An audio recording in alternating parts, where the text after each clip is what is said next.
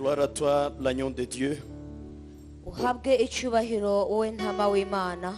Nous sommes reconnaissants, Père, Ni ukuri turashima mwami, pour ton amour incomparable. turagushimira urukundo rwawe rutagereranywa, Tu t'es donné toi-même pour nous. witanze nk'igitambo ubwawe ku bwacu. Nous avons une double victoire. Duhabwa intsinzi y'ubwikube kabiri, Nous avons la victoire contre les forces du mal dans ce monde. tugira imbaraga ku mbaraga z'umwijima ziturwanya, Nous avons la victoire d'entrer au ciel. ndetse tugira n'ubutsinzi ku bw'ijuru ryawe. Nous sommes très contents. Data, turishimye, Ce soir, tu es avec nous. uyu mugoroba ubanye natwe. Tu veux visiter cette assemblée encore. Urifuza kongera kugendera iteraniro ryawe, Tu veux élever les gens dans cette assemblée. urifuza kongera kugira ubwoko bwawe ukuza muri iri teraniro. Merci pour tout ça, Seigneur. Urakoze kubw'ibyo byose mwami, Tu as prévu ça. ibyo byose nibyo wagennye, Nous sommes disponibles. kandi turi hano turiteguye. Nous sommes ouverts à tout ce que tu veux. Turakwagukiye, turikinguriye ku bwawe. Fais ça, Seigneur Jésus-Christ. Bikore mwami Yesu Kristo. Amen. Amen.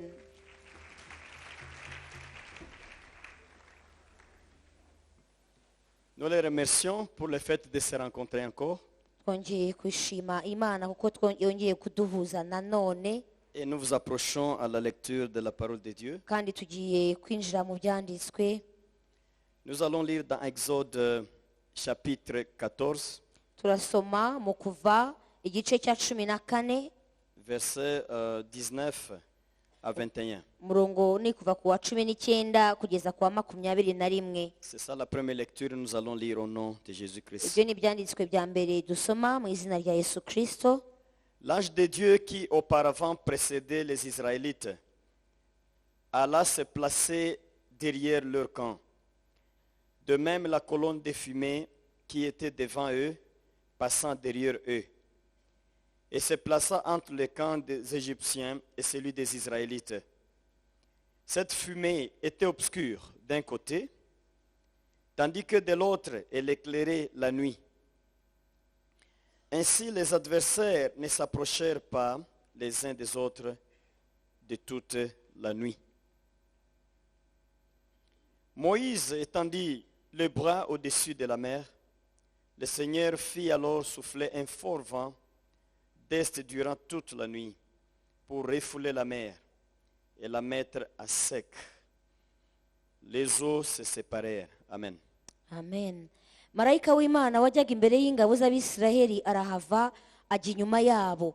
Ya nkingi y'igicu iva imbere yabo ihagarara inyuma yabo, ijya hagati y'ingabo z'Abanyegiputa n'iz'Abisiraheli. Bariya ibabera igicu n'umwijima, abandi babera umucyo ubamurikira nijoro, ntibegerana iryo joro ryose. Mose arambura ukuboko hejuru y'inyanja, Uwiteka ahuhisha umuyaga mwinshi uvuye iburasirazuba ijoro ryose, usubiza inyanja inyuma, amazi uyagabanyamo kabiri, maze hagati yaho yari ari hahinduka ubutaka bwumutse. Nous continuons à Nombre chapitre 3 et versets 11 et 12. Turajya mu Kubara igice cya 3 umurongo wa 11 n'umurongo wa 12. Puis le Seigneur dit encore à Moïse, c'est moi-même qui ai choisi les Lévites parmi tous les autres Israélites. Il remplace le premier-né du peuple d'Israël. Uwiteka abwira Mose ati, ubwanjye nikuriye Abalewi mu Bisirayeli, mu cyimbo cy'abana b'imfura bose bo mu Bisirayeli, Abalewi bose bazaba abanjye. Alléluia. Alléluia. Hier, on parlait de la relation entre les ancêtres et les vivants. Ejo twavugaga ku mubano cyangwa se icyahuza basogokuruza batakiriho natwe bazima. Et nous avons montré qu'il y a une relation entre les deux groupes-là. Tugaragaza yuko hariho ihuriro cyangwa se hariho isano. En fait, ils viennent et ils passent par les membres de leur famille. Kuko iyo abo baje baca mu muryango wabo. C'est la suite de cet enseignement. Rero ubu ngubu nibikurikira iyo nyigisho. Hier, on parlait même des premiers-nés, donc le fils aîné de famille.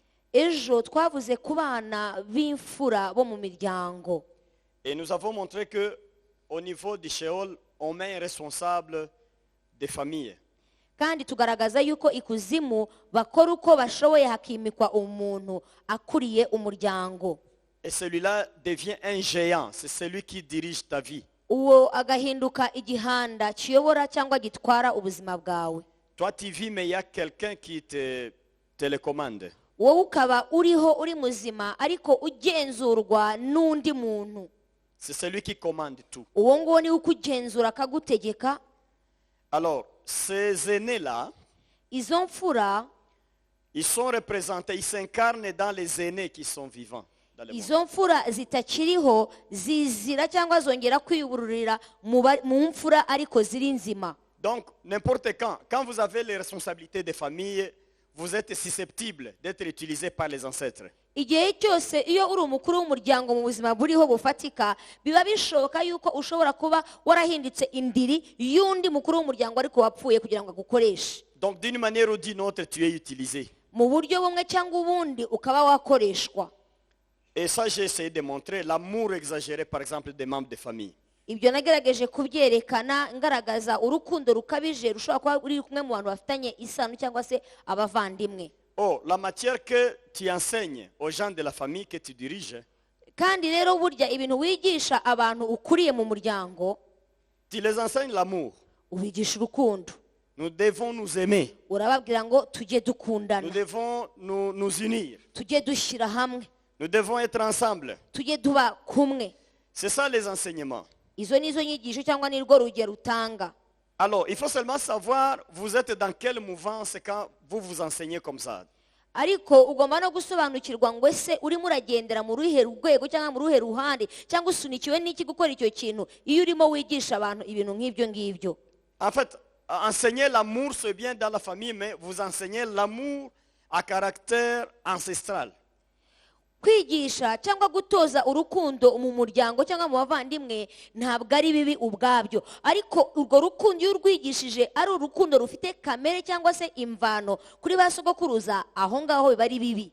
Mais il y a l'amour de Dieu de l'autre côté. Hariho urundi rukundo, urwo ni urukundo rw'Imana, Et qu'il faut enseigner, par kandi exemple. urwo ni urukundo rwo kwigishwa. Donc, être chef de famille, ce n'est pas facile. Kuba rero umukuru w'umuryango ntabwo ari ikintu cyoroshye. C'est demain que je vais enseigner comment nous allons nous comporter maintenant vis-à-vis de nos frères, de nos sœurs, et les membres de la famille large. Ejo nibwo nzigisha uburyo dukwiriye kwitwara, uburyo dukwiriye kumenya uko tuyobora urukundo cyangwa se uko tugenza urukundo mu miryango yacu. Et cela par rapport aux Saintes Écritures. Kandi ibyo ngibyo nzabikora njyanishije n'ibyanditswe byera. Mais je continue juste à montrer les relations là en êtres vivants. Ndacyakomeza kugaragaza ihuriro ry'abasogokuruza batakiriho natwe bazima. En fait, ils prennent des formes diversifiées. Akenshi bafata amashusho atandukanye. Et là, tu peux voir seulement dans le rêve. Hein. Aho ngaho ubibonera gusa mu nzozi zawe. Des fois, tu vois, tu rêves, tu es toujours avec une sœur de famille. Tu es toujours avec un grand frère ou un petit frère. Tu es avec quelqu'un de famille. Et toujours, chaque nuit, tu es avec celui-là. Tu es avec celui-là. Kenshi hari igihe usanga ufite umuvandimwe mukunda kuba muri kumwe mu nzozi zawe, mu bitotsi byawe uwo muntu agahora aza buri gihe. Là, ça annonce quelque chose. Akenshi ibyo biba bifite icyo bivuga. Quand on ne savait pas encore le secret qui est là, Iyo utarasobanukirwa ibanga riri inyuma y'ibi ngibi, on allait attaquer certaines personnes. kenshi tutarasobanukirwa ibanga riri inyuma y'ibi ngibi twajyaga dutera abantu cyangwa se twiha abantu. On disait, mais pourquoi je te rêve chaque nuit? None ugasanga urabwira umuntu kuki nkora nkurota buri gihe. Chaque nuit, je te rêve. Qu'est-ce qui ne va pas? Kuki uza mu nzozi zanjye buri gihe. Je t'ai vu, tu m'as mené la saleté la nuit. Nakubonye unzanira ibintu by'umwanda nijoro, kuki? Et il y a eu beaucoup de conflits dans des familles. Ugasanga habayeho impaka no kutumvikana kwinshi mu miryango. Quand tu dis ça à quelqu'un, Iyo rero ubibwiye umuntu, quand il lui réplique, il dit, donc tu m'appelles sorcier à ce moment-là. Tu m'appelles sorcier. atangira kukubwira ngo ariko noneho uranyise umurozi.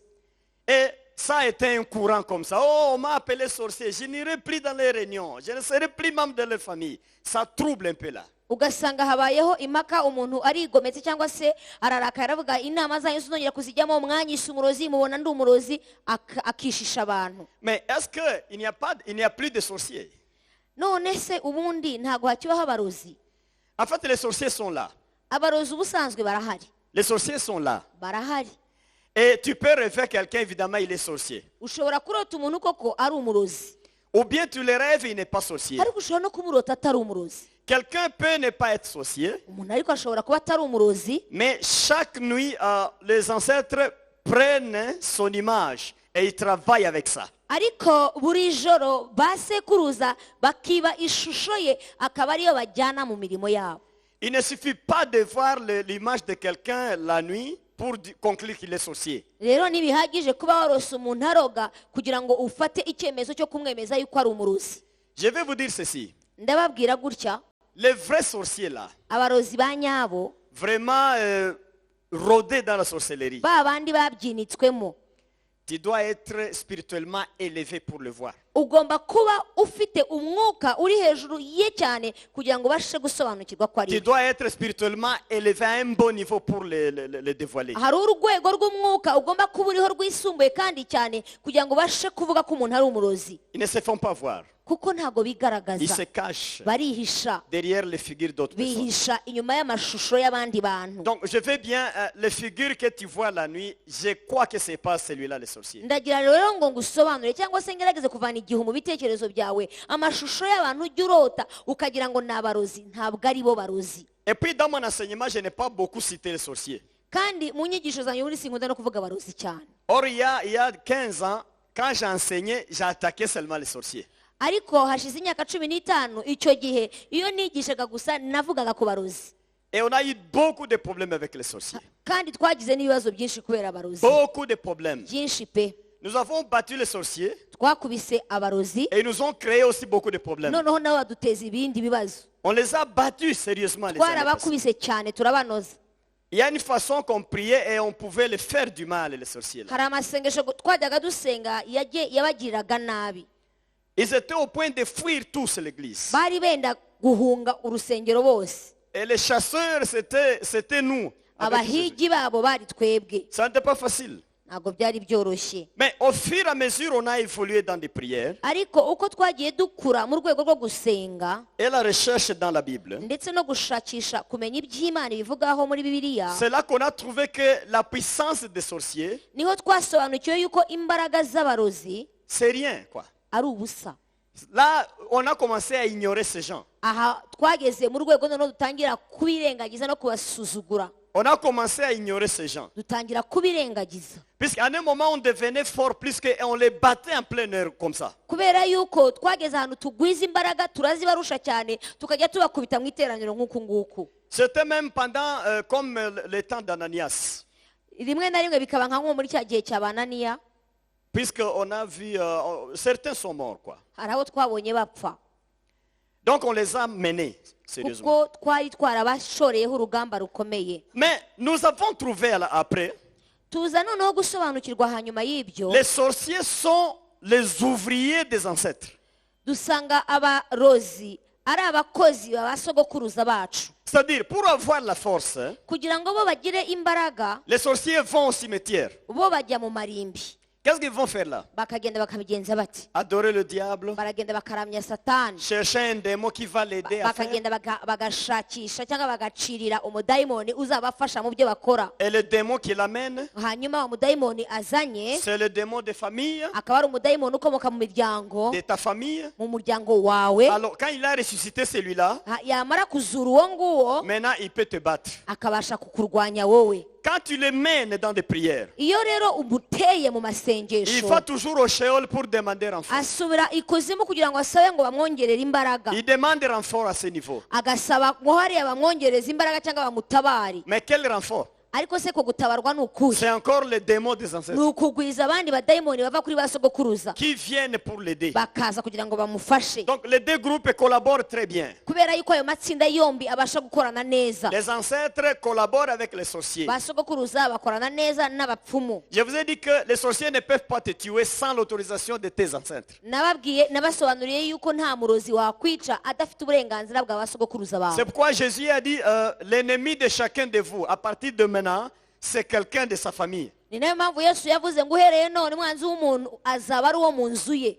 Je vous dis, aucune personne n'a perdu la vie au hasard dans ce monde. nta muntu n'umwe watakaje ubuzima ari ibintu bibaye amage Il y a gusa toujours quelqu'un de sa famille. haba hari inyuma yabyo umuntu wo mu muryango we wa Il kera peut être wapfuye quelqu'un qui est encore vivant ou quelqu'un qui n'est plus là. ashobora kuba yarapfuye cyangwa se akaba ari muzima Mais la grande décision vient du Sheol. ariko ibyemezo bikomeye biva ikuzimu C'est là qu'on donne la permission d'enlever kuko quelqu'un. aho niho batanga uburenganzira kugira ngo bavaneho noneho ubuzima Mais si bw'umuntu la permission n'est pas acquise, ariko iyo uburenganzira butatanzwe les sorciers, s'ils essayent, abapfumu iyo banagerageje ubwabo les ancêtres les frappent aussi. noneho ba sogokuruza baraza bakabakubita nabo Il y a des fois, ils les mettent en chaîne. Hein. hari n'igihe bababoha Les ancêtres mettent les sorciers en ba chaîne. sogokuruza bakaboha abo abarozi Ils peuvent les punir toute une nuit. bagakubitwa bakarara bakubitwa ijoro ryose Et il dit, faites attention, n'allez plus déranger notre fils. hanyuma bakababwira bati ntimuzongere kugenda ngo mujye gucokoza umwana wacu Mais quand les ancêtres disent que tu dois mourir,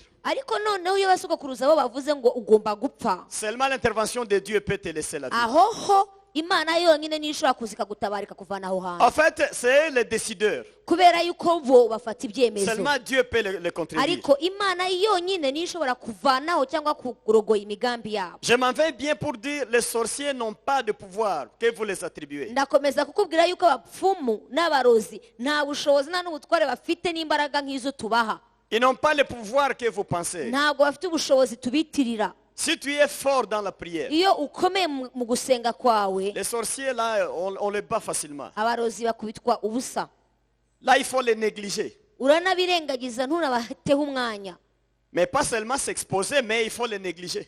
ntukigaragaze cyangwa se ngo ugende ubishyira imbere ariko uzajya unanabasuzugura ntubaha umwanya Il faut les négliger. ntubaha umwanya À un moment, on allait prêcher, évangéliser. Hein. hari igihe twari tugiye kubwiriza Et ça m'étonnait. nkatangazwa Moi, j'arrangeais, je mettais le groupe de combattants comme ça sur la première ligne. nakundaga gushyira abarwanyi ku murongo wa mbere Alors, je mets une note là, hanyuma nkashyira undi muntu hakurya je mets une note là, nkashyira n'undi hakurya je iriya mets une note là. nkashyira n'undi hari inyuma Mais je voyais comment les sorciers faisaient. hanyuma noneho nkareba uburyo abarozi babyitwaramo Ils se rangeaient aussi comme ça. nabo bakitondeka nk'uko natondetse Quand abantu je suis devant, je vois les signes de leur déploiement. noneho n'abandi hano imbere nkabona uburyo barimo baseseza abantu babo nabo mu mirongo Mais ce qui m'étonnait, icyahoraga kintangaza partout il y rero avait un combattant. ahantu hose habaga hari umurwanyi Un sorcier avait tendance de venir derrière les combattants. umupfumu umurozi yashakaga kuza ngo amujye inyuma Et ça, on voyait. tukabibona Mais on avait la façon de travailler de manière... Les combattants ont donné signal, ils se déploient derrière aussi les sorciers. Ils doivent faire ça. noneho twari twaramaze kubagenzura tuzi ukuntu bakora bamara kubigenza gutyo abarwanyi bacu nabo bakabazenguruka bakabajya inyuma Alors quand j'enseigne, noneho n'abandimo nigisha les combattants envoient du feu. abarwana bacu cyangwa se abarwanyi bacu bakoherereza umuriro Les sorciers aussi envoient aussi de l'eau noneho umuyobozi nawe akohereza amazi pour neutraliser la prédication. kugira ngo agerageze gucubya ibyo boherera Et pour amasengesho paralyser boherera l'assemblée. no kugira ngo noneho itorero arimugaze Et les combattants jetés. noneho abarwanyi bakoherereza Mais ça va vous faire rire. biraza no gutangaza Un jour, j'ai vu une femme, hein, rimwe nabonye umugore quand il jetait de l'eau, ça n'allait pas. yashakaga gusuka amazi bikanga Elle a voulu tabasser l'homme qui était noneho derrière lui. ashaka uburyo yakubita umuntu uri inyuma ye En séance comme ça. gutya mu iteraniro Il voulait tabasser tout ashaka maintenant. kumukubita ariko we kumbuza amahoro Mais comment taper quelqu'un qui est derrière et il ne fait rien? Il est là comme ça. Il kandi est agashaka kubita umuntu uri inyuma ye utagize ikintu na kimwe akora Mais nous, on savait ces gestes. ariko dans twebwe l'église. tukamenya impamvu yabyo Mais finalement, la puissance des sorciers, imbaraga rero z'abarozi je crois que ça, on a minimisé. twazigize On a ubusa minimizé. twazigize ubusa On a minimisé. twazigize ubusa Vous devez aussi minimiser ces puissances-là. mugomba rero kuzihindura ubusa Aujourd'hui, nous vivons une paix avec les sorciers. uyu munsi dusa nk'abafite amahoro ku barozi Tu peux les saluer. wamuramutse Mais il sait qu'il ne peut rien faire. ariko akaba abizi neza ko ntacyo ari bugutware Et toi, tu sais que tu peux l'écraser s'il kandi plaque. wowe ukaba uzi ko neza usanze wamurangiza Alors on les salue. ukamuramutsa Amen. amen Il faut minimiser leur puissance. ugomba rero kubisuzugura Ce sont les ouvriers des ancêtres. kubera yuko ni abakozi bakorana na ba sogokuruza bacu. Que Dieu soit loué. Imana ishimwe. Le simple fait de voir la figure de quelqu'un dans le rêve, cela ne veut pas dire qu'il est sorcier. Faites attention. Kuba rero ubona umuntu mu ishusho nijoro mu nzozi zawe uzabyitondere cyane, ntuzihutire kubona yuko ari umurozi. Non. Oya, Ça peut être quelqu'un qu'on utilise comme ça. ashobora kuba yabaye umuntu bitije ishusho je kugira ngo bajye gukoresha. Il peut être sorcier inconscient. Ashobora rero kuba nawe ari umurozi atabizi, Ou bien, il n'est pas sorcier, mais on utilise son âme seulement. La vie ariko comme ça. akaba atari n'umurozi wenda, ariko ubugingo bwe burimo burakoreshwa. Le secret maintenant est ici. Ibanga rero aho riri naha, Si vous frappez sérieusement le Sheol, iyo wateye cyane hariya ikuzimu, c'est que vous neutralisez les sorciers. uba urimo uraca imbaraga cyangwa uranesha abarozi, Puisqu'ils ne feront rien sans l'autorisation du kubera Sheol. yuko nta kintu ari bubashe gukora adahawe uburenganzira n'ikuzimu. Si vous avez gagné la guerre au Sheol, Iyo watsinze hari ikuzimu, les sorciers vont vous fuir. umurozi araguhunga, Ils vont vous fuir. araguhunga. Alléluia. Haleluya, Ils vont vous fuir. araguhunga. Amen. Amen. En fait, ils entrent dans les figures familières, c'est ce que j'explique. Akenshi bajya bitiza amashusho y'abantu bo mu miryango, Ils prennent la forme des gens morts. bagafata ishusho y'umuntu wapfuye. Tu peux rêver, tu vois quelqu'un qui est mort depuis longtemps. Ushobora kugira inzozi ukabonamo umuntu wapfuye hashize igihe, Tu te serres la main. ukamuramutsa, Mais bientôt, quand tu te réveilles, tu dis, mais tel est déjà mort. hanyuma waza kwicura ukavuga ariko uyu yarapfuye. Mais comment j'ai salué un mort? Noneho ukibaza kuki naramukije umuntu wapfuye. C'est soit celui-là qui est mort, Birashoboka yuko ari uwo nyine wapfuye, ou bien c'est l'esprit des ancêtres qui entre dans quelqu'un qui est là. cyangwa Et viennent se comme ça. ni umwuka wa ba sogokuruza winjiye muri uwo muntu uramujyana, uramukoresha. Mais à ce niveau, c'est mauvais de rêver quelqu'un qui est mort et tu le salues. Ce n'est pas bien. Ariko iyo biri muri urwo rwego ntabwo ari byiza kurota umuntu yarapfuye kandi wowe urimo Cela uramuramusa. montre que tu as encore un problème. Bishaka spirituel. kuvuga yuko hari ahantu hashobora kuba hakiri ikibazo mu buzima. Il faut prier contre tout ça. Ugomba kubisengera ukabivanaho. Ces ancêtres, ils prennent encore la forme des bêtes totems. Hanyuma abo ba sogokuruza bajya biyambika amashusho y'inyamaswa runaka, cyane cyane inyamaswa zitirirwa amoko. Donc, il y a quelqu'un qui, quand il rêve, il ne voit que le serpent. Hari umuntu iyo arose abona inzoka gusa. Le serpent toujours. Inzoka mu nzozi. Serpent toujours. Inzoka. Serpent toujours. Inzoka. Cela veut dire que dans la lignée, Bishaka kuvuga yuko aho akomoka il y a un vieux papa qui faisait des fétiches avec le serpent. hari umuntu wakoraga iby'uburozi n'iby'ubupfumu ariko akoresheje inzoka. Il a adoré le serpent, par exemple. Yaramije inzoka. Maintenant, le serpent reste une bête qui doit déranger des générations comme Iyo ça. nzoka rero igakomeza kuba igisimba kizaza kikabuza amahoro n'abasigaye. D'autres voient des chiens, Hari ababona imbwa, ils voient le lion, hari ababona intare, ils voient le crocodile. hari ababona ingona. Voilà.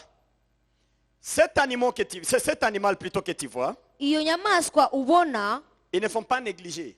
ntukayisuzugure. En fait, il faut battre cet animal. Ugomba kurwanya iyo nyamaswa, C'est-à-dire que tes ancêtres s'incarnent dans cette bête. kubera yuko ba sogokuruza bawe baca muri iyo nyamaswa. Il faut le battre. Ugomba kuyikubita. En fait, il travaille comme ça. Ikora gutyo, nuko nguko bagenda Si ce n'est bakora. pas dans le rêve, hein, Iyo bitabaye mu nzozi, le jour, il travaille dans deux groupes encore. ku manywa bakora noneho mu bika bibiri, Ils viennent dans les bêtes. bakaza mu nyamaswa. Et là, je ne vais pas vous interdire d'avoir des chats, des chiens à la maison. Je ne vais pas dire ça. Ntabwo ndi babuze kugira imbwa no kugira amapusi mu mago yanyu, ntabwo ndi bibabuze, Mais ils aiment ça aussi. ariko ni inzira. Les chats, ils aiment ça. Ni inzira bakunda gukoresha amapusi Ils passent dans ça. bagacamo. En fait, quand ils sont dans un corps, ils se sentent à l'aise.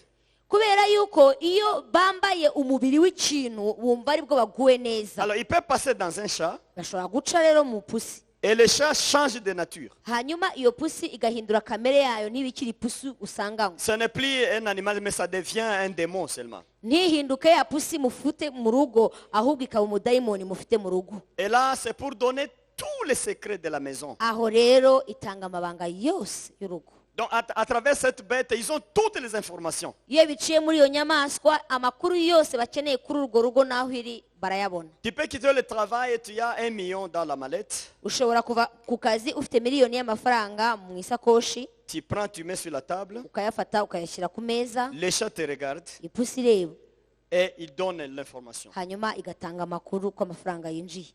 Donc ils utilisent les animaux comme ça. Kuko bakoresha inyamaswa muri ubwo buryo. Les chiens, Bakoresha imbwa, les rats des fois. bakoresha imbeba.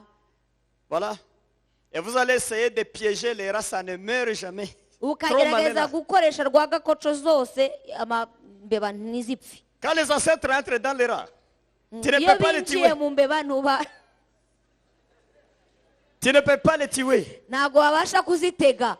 Même si tu prépares de la viande avec rôti, tu mets le poison dedans. Ils viennent, ils passent à côté. Niyo wategura inyama zimeze gute ukashyiraho imihore myiza icaho ukigendera, Puisqu'ils ont des yeux à ce moment-là. kubera yuko zo icyo gihe ziba zifite amaso, Ils voient que c'est la mort. ziba zizi neza yuko baziteze. Enfin, ils utilisent les animaux comme ça. Bakoresha inyamaswa mu buryo bwinshi.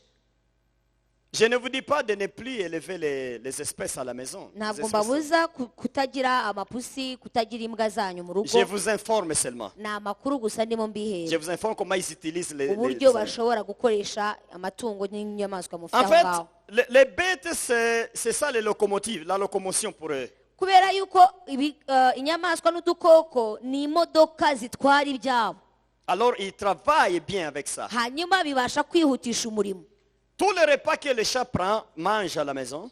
Ibyo ipusi irya mu rugo, Quand le chat est incarné, iyo pusi ituwemo n'undi mwuka, là, c'est eux qui mangent. nibo baba barya, C'est eux qui mangent comme ça. nibo baba barya.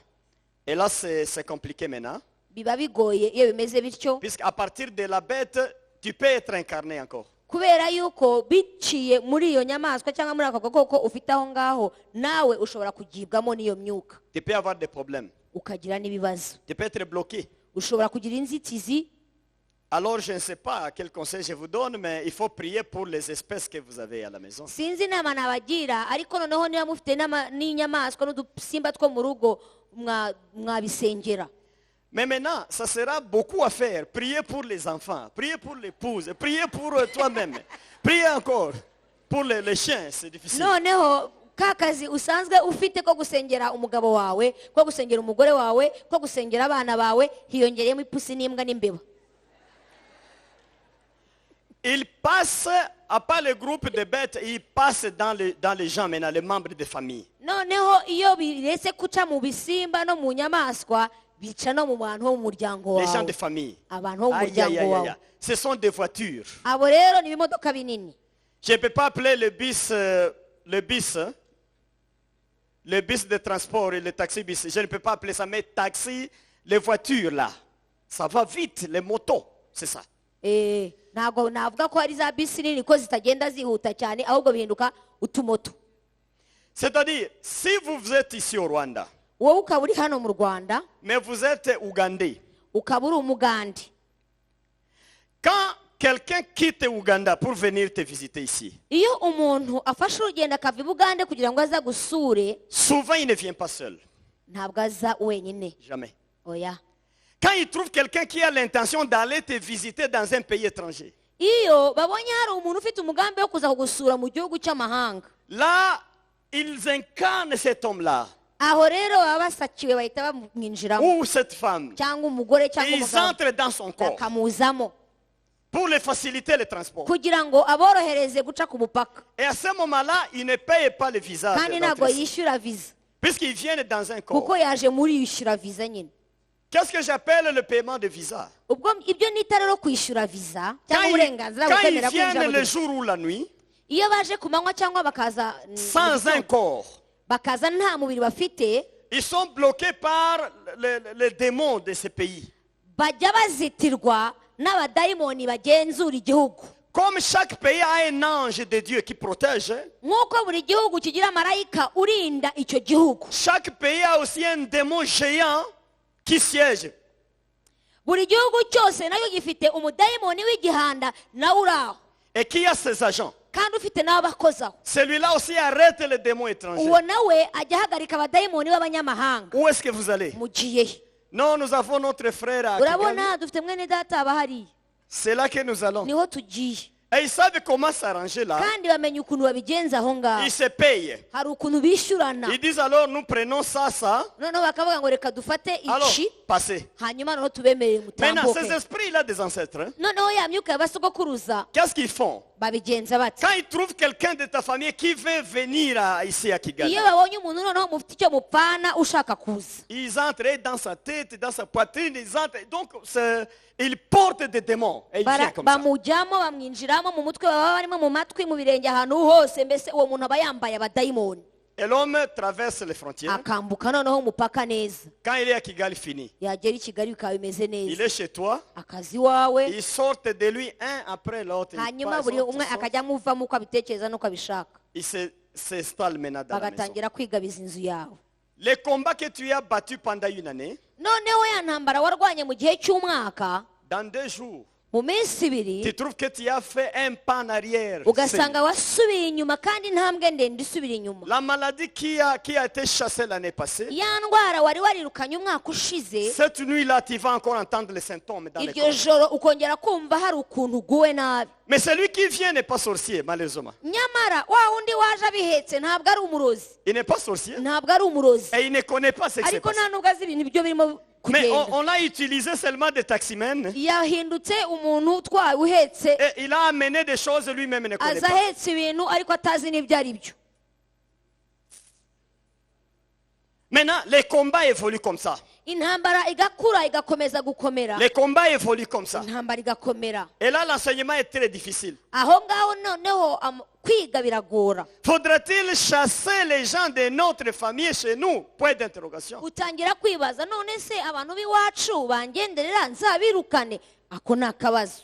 Il y a des gens qui ont compris cet évangile de cette façon et ils font des rages dans leur famille. hari abantu babyumvise babyumva gutyo, babitwara uko nyine, baragenda bakora amahano mu miryango. Chacun des familles. Non, non, non, ne venez pas chez moi. umuntu Ne yaza venez pas chez moi. ukamwagwanira kure, Ne venez pas chez moi. ntuzaze iwanjye. Qu'est-ce que nous allons faire maintenant? none abantu bagatangira kwibaza, twakoze iki? C'est ça l'enseignement de demain. iyo niyo nyigisho nzabigisha, ariko ejo C'est que nous allons faire nous maintenant. noneho nzavuga icyo twebwe dukwiriye gukora. Vous voyez les gens qui sont en Europe. abantu bari i burayi, Faites attention. mwitonde. Les jeunes gens.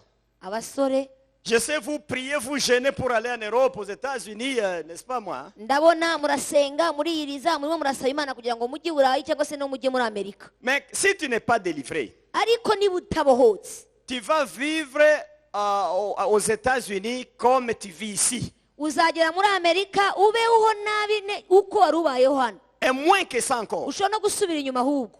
J'ai visité une famille, hein, hari umuryango nagendereye, des gens qui quittaient ici en Tanzanie et qui sont là. bari abantu bava muri Tanzania nuko bajya hakurya iyo, Et on m'a dit, il y a des gens de votre région là, allez les voir. Je suis allé. barambwira ngo hari abantu banyu bari hariya hakurya. Mais quand je suis entré chez eux, ndagenda ninjiye, nous entrons dans la maison, nous twinjira descendons mu- à l'escalier, turamanuka hasi, nous entrons dans une petite maison là. twinjira ahantu mu kazu. En fait, pour aller prendre, par exemple, un papier là, kugira ngo ubashe kujya gufata urupapuro ahantu, celui qui traverse, vous asseyez, vous devez lever les pieds comme ça. lui wowe donner ahantu passage. wicaye ugomba kuzamura amavi yawe kugira ngo noneho undi muntu abashe gutambuka. Et je regarde tout, ndabireba, le style de vie, ndeba ukuntu babayeho, je regarde. ndabyitegereza. Bon, ils disent non, vous ne pouvez pas quitter sans manger. baravuga ariko ntabwo uva hano utariye. Et ils amènent un repas très pauvre là. bazana ibiryo, C'est comme on mange dans les camps de réfugiés. ugusanga ni ukurya nk'umuntu urya mu nkambi. Alors moi, je me pose des questions à l'intérieur. noneho ndibaza muri jyewe, Comment ces gens, ils téléphonent maintenant en Afrique. Nous sommes déjà aux États-Unis, mais ils vivent comme... aba bantu bajya bahamagara abantu muri Afurika bakabahamagara turi muri Amerika, ariko ukuntu babayeho biteye agahinda. Ça, c'est quelle vie ça? none se iyo ni imibereho bwoko ki? J'ai commencé à donner cet enseignement. ntangira noneho gutanga iyi J'ai nyigisho. dit, mes frères, ndavuga bene data, vous avez changé de pays. mwimutse ibihugu gusa, Vous n'avez pas changé de destinée. ariko ntabwo mwimutse aho ibyo Imana yabageneye cyangwa inzira mugoye guca mu Vos buzima bwanyu. ancêtres, je les vois dans cette maison. Vos basogokuruza ancêtres. mwarimukanye baraha, Mais il y a des gens qui vont aux États-Unis ici. hari abantu bajya muri amerika muri mwebwe Dites-moi, mumbwize ukuri regardez les États comme Texas et Samba, là où il y a beaucoup de Noirs. urebe nka texas ahantu hari abantu b'abirabura benshi Montez à Michigan et regardez la différence qui est là. urebe noneho ugiye na michigan urebe itandukaniro rihari Même le développement. n'uburyo bw'iterambere bwaho Là où il y a beaucoup de Noirs, ahantu hari abirabura benshi il n'y a pas d'organisation. ntabwo hari ukuntu Il n'y a bari ku pas murongo d'organisation. nta buyobozi buzima ubona Il n'y a pas d'organisation. ntabwo bashyize hamwe ntabyo ubona Mais les Blancs, là où ils sont dans leur quartier seul, ariko noneho aho abazungu bari mu duce twabo bonyine leurs ancêtres n'ont pas les mêmes règles comme les ancêtres des Africains. basekuruza ntabwo bafite amategeko ameze nk'ay'abasekuruza b'abirabura Ils ne battent pas leurs fils pour les empêcher de manger, non. ntabwo bo bafite ikibazo cy'uko basekuruza babuza no kurya oya Mais nous, les peaux noires ici, là, ariko twabirabura nos ancêtres, basogokuruza bacu comme ils ont vécu dans des conditions là, kuko babayeho ari abatindi ils ne veulent pas que nous mangeons. ntibashaka ko tunarya Même le manger, c'est un problème. kurya ni ikibazo iyo babonye uriye barababara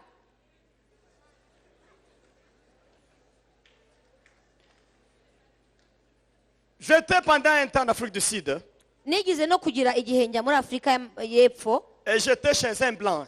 njya mu rugo rw'umuzungu C'était un ami, j'ai passé la nuit chez lui, yari inshuti yanjye à, kandi à nararaga Johannesburg. ni johannesburg On était là, on Turaho, faisait des choses, tugumana. des recherches, on faisait. twashakoraga iby'ubushakashatsi Mais un jour, j'ai visité un frère à Santon, noneho njya gusura mwene data wa santon à 100 km, 120 km. ni ibirometero 120 uvuye joburg Alors, quand il m'accompagne, il dit, mais tu connais celui qui t'appelle là? arambwira tuvuye aho ngo ese umuntu uguhamagaye uramuzi J'ai dit, oui, je le connais. ndamubwira ndamuzi Il m'a amené. arantwara Arrivé à Santon, il me laisse quelque part. ngeze santon ansiga ahantu Je sens l'odeur numva impumuro différente de ce que je sentais à Johannesburg, itandukanye n'impumuro ya jobur dans les quartiers des Blancs où j'étais. aho nari ndi mu gace karimo abera gusa Mon frère vient, araza mwene data je vois la vie change un peu. mbona ubuzima burahinduka La saleté. mbona imibereho Mais il y a beaucoup de Noirs là. ariko nkabona hari abirabura benshi Des jeunes Burundais, nkabona Rwandais, abarundi Congolais, abanyarwanda bo muri kongo Ougandais. abagande Des choses là, des choses mbona là. bya je me bintu demande. nyine byakavuye n'ubundi Mais pourquoi ça? noneho ndibaza kuki se Ils sont partis là avec les chaînes de leurs ancêtres. hariya barahagiye ariko bagiye baboshye bafite na ya minyururu ya ba sekuruza Mais les gens qui nous suivent en ligne ici, abantu badukurikiye mwese kuri mudasobwa mais ils sont conscients. barabizi ibi bintu barabyumva baranabyemera Les gens me contactent, mais ils sont là. barimo barampamagara ariko bari hariya Avec des problèmes élémentaires que nous sommes en train de vivre ici. kandi barampamagara bambwira ibibazo byoroheje byo ku rwego rwo hasi cyangwa rw'ibanze turimo turavuga ahangaha Alors moi je pense, noneho nkibwira nti si on est délivré ici, niba twe tubohotse hano là on est délivré. na hariya turabohoka Qu'il soit loué notre Seigneur Jésus. imana yacu nishimwe cyane Le Seigneur nous amène dans une autre vie maintenant, umwami arimo aradutwara atujyana mu bundi buzima où nous allons nous débarrasser des chaînes. aho tuzikuraho cyangwa twikuraho iminyururu yose Au lieu de mourir dans le désert, aho kugira ngo upfire mu butayu en allant en Europe, uri mu burayi se noyer dans la mer. ukajya kurohama mu Vous voyez nyanja ça à la télé chaque jour. murabibona buri munsi abantu hariya mu Cherchez nyanja à vous délivrer ici. washakishije kuba ubohotse Tous ahangaha les biens du Seigneur vont vous rencontrer ici. kubera yuko ibyiza byose by'imana bizasanga uri na hano Qu'il soit loué notre Seigneur. imana yacu nishimwe cyane amen Moi, je dois vivre là-bas en Occident. ngewe ngomba kuba hariya J'ai une mission de Dieu. mfite ubutumwa bwo kuzajya gukora Je n'ai pas du travail ici. nta kazi mfite C'est hano là que je travaille. akazi kanjye kari hariya Il y a quelque chose que j'attends. Je dois aller avec la famille. On revient là encore. hari ikintu ntegereje ngomba kuzagenda nzimuka n'umuryango wanjye wose Mais je disais à ma femme, hein, ariko nabwiye umugore wanjye j'accepte puisque c'est Dieu. ndavuga ngo mbyemeye kuko ari imana ibisabye Mais si ça n'était pas Dieu, ariko iyo bitaza kuba imana mais nous avons vu beaucoup de miracles de Dieu ici. twabonye ibitangaza byinshi cyane by'imana aha Le Dieu qui est là, il est ici. kandi imana iri hariya i burayi n'ahangaha Le Dieu irahari qui est ici, il est là. kandi n'imana iri hano mu rwanda iri hariya i burayi Donc l'essentiel, c'est la délivrance d'abord. icy'ingenzi cyo kugenderaho ni ukubohoka mbere ya byose Au lieu de mourir dans la mer, aho kugira ngo ujye kugwa mu nyanja iyo ça n'a pas de sens. ubona ari ibintu by'ubupfapfa. Moi, je pense qu'il faut être vagabond en Afrique au lieu d'être vagabond en Europe. njyewe njya ntekereza yuko wakwibera inzererezi hano mu gihugu cyawe kugira ngo ujye kuba inzererezi hariya, C'est difficile. kuko haragoye. Il faut que vous viviez ça, vous voyez ça. là-bas. bisaba yuko umuntu abibamo kugira ngo asobanukirwe uko biri. Que Dieu soit loué. Imana ishimwe. En fait, ils prennent les frontières et ils vont, ils demandent le visa, ils entrent là où vous allez. Ils vous suivent. nabo baragenda bakajya ku mupaka bagasaba visa bakinjira mu gihugu winjiramo murinjirana. Maintenant, s'il y a un membre de famille qui prend l'avion, qui vous suit là, maintenant là, il va mener des centaines d'ancêtres dans lui. noneho iyo ugize amahirwe hakagira uwo wasize inyuma uza kugusura afata indege afite toni yabyo. Et quand maintenant ils sont là, bagera hariya ils ne rentrent pas avec la personne. ntago binjirana na wa muntu. No. oya Non. ntago bagarukana nawe, Ils incarnent dans tes enfants, ahubwo binjira mu bana bawe, dans ton mari, bakinjira mu mugabo wawe, dans ta femme. bakinjira mu mugore wawe, Ils restent. hanyuma bakagumaho. L'homme rentre bien. umugabo waje cyangwa umugore kubasura Il est akisubirayo venu amahoro. miner, mais il rentre maintenant déminé. yaje afite igisasu cya kirimbuzi araza agiturikiriza aho ngaho arigendera Il rentre bien maintenant, agasubirayo mais il te laisse des problèmes. akagusigira ibibazo. Pour chasser ces gens-là, kugira ngo uzirukane ibyo, chasser ces gens, kugira ngo wirukane uwo muntu soit tu as beaucoup prié, usaba wasenze cyane, un autre membre vient, haze noneho undi muntu wo mu muryango tu as beaucoup chauffé la prière, waramaze gushyushya ils amasengesho entrent dans l'autre là, baho bakajya muri wa wundi waje pour ne pas avoir de problème à la frontière, et maintenant ils s'en vont. kugira ngo batagira ibibazo hakurya ku mupaka noneho nabo bagasubira inyuma. Mais tant qu'il n'y a pas quelqu'un qui part comme ça, ariko niyo hatari igicaniro nk'icyo ngicyo, tu dois avoir un niveau élevé de la prière. iyo hatari igicaniro kingana gutya cyangwa ngo habe urwego rwo gusenga ruri Là où hejuru, tu les chauffes sérieusement, hahandi batwika bakabura amahoro, alors ce sont des démons errants.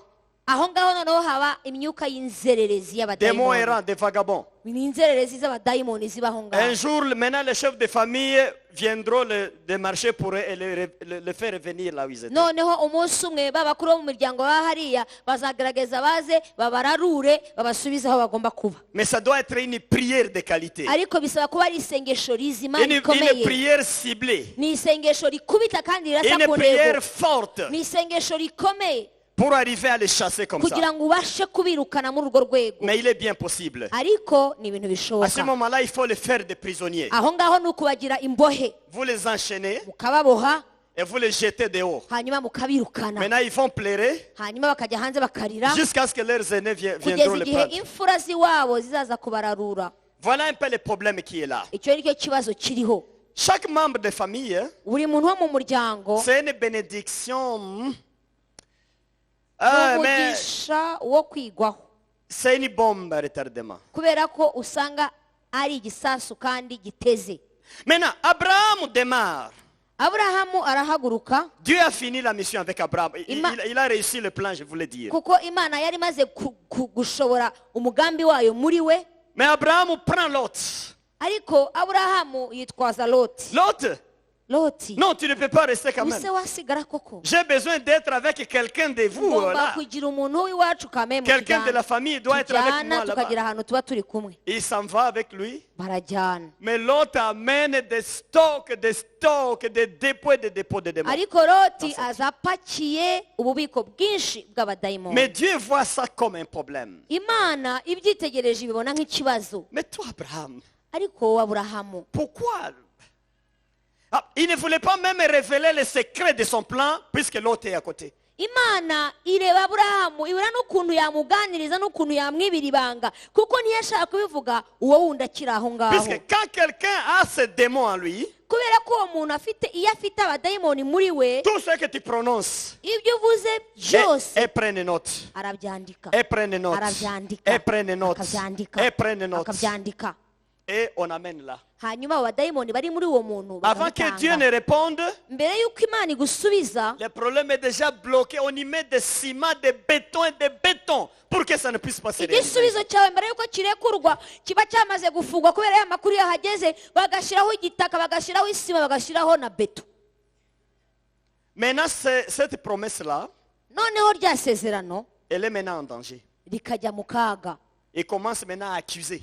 agatangira noneho Mais kurega tu viens de promettre ceci à celui-ci. akavuga none se uyu nguyu dore umusezeranyije Voilà, ibi. il avait fait ceci. dore ibyo yakoze Voilà et d'ailleurs. dore na none Voilà et dore d'ailleurs. n'ubu Puisqu'ils ont reçu l'information. kubera ko bakiriye amakuru Ils ont reçu l'information. bamaze kubona amakuru Mais le secret de Dieu, ibanga ry'imana ça demande vraiment du secret. à un moment. risaba kuba uri umunyamabanga koko Alléluia. haleluya Dieu veut révéler ce secret à ses saints, à ses enfants seulement. haleluya imana irashaka gutanga cyangwa kuvungurira ku mabanga yayo abana bayo ariko abana bayo bera Seulement à ses saints. abera bayo Là où les hommes aiment Dieu, il y a le secret qui tombe au milieu d'eux. kubera yuko iyo hari abantu bakunda imana amabanga y'imana ajya bamanukiramo Mais quand ça tombe là où il y a des délégations d'ancêtres, ariko noneho iyo amabanga y'imana aguye ahantu hari intumwa cyangwa bohererejwe na ba sogokuruza ils combattent ça à mort. batangira kurwanya ya mabanga Pour que cela y'imana ne se réalise kugira pas. ngo ntibizigere bisohora Quand nous chantons à l'église que amasezerano yose